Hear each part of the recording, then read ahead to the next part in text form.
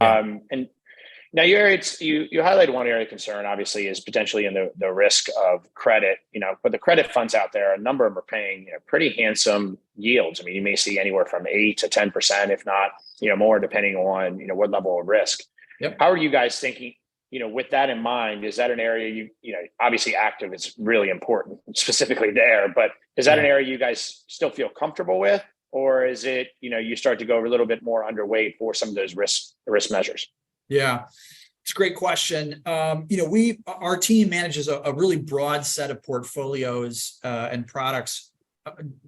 One is called our Core Plus Bond Fund. I'll just mention it because it can invest all over the place, right? It can invest in high quality, treasuries, government securities. It can invest in investment grade corporate bonds, high yield, right below investment grade bonds, some of the securities you're talking about. We can invest outside of the United States in European credit and emerging markets, right? So we can take a really broad approach. And that one portfolio kind of gives you an idea of how we're looking at things and feeling about risk in general.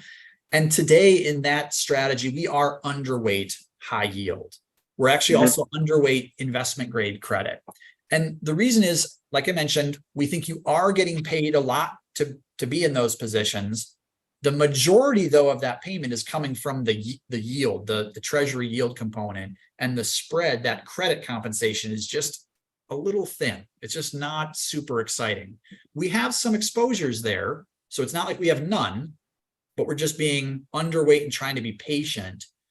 But the difference about this environment today versus especially the last 10 or 15 years is that that's not the only game in town. And we can diversify some of those exposures out and earn more income today without having to just sort of plug your nose and buy high yield, because that's the highest paying thing. So we can do things like buy foreign treasuries. So like German bonds, French oats, Spanish sovereigns, things that for a long time had actually negative yields, if we can all wrap our minds around that concept, but the yields are now positive. And then when you hedge away the euro currency, so kind of put it back, turn the income back into dollars, the all-in yield there is about 100 basis points more than you can earn in a US Treasury. And so if your options are, I can earn 100 basis points with very little to no credit risk, or I can earn 120 basis points, 1.2% in investment grade corporates, where we think credit risk is likely to increase, right? You kind of have this trade-off, or we can put allocations in other pockets or other buckets and still earn a really attractive level of income without having to sort of just,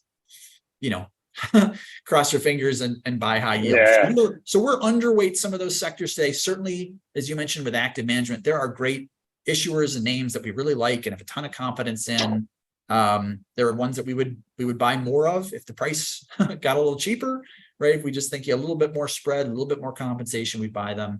But really, it's more around lots of little decisions today, as opposed to sort of one chunky allocation. Because again, I think nothing is really obviously already cheap, but as things sort of cheapen up, or as that sort of wave goes through, we should get paid more and we can make some of those trade-offs.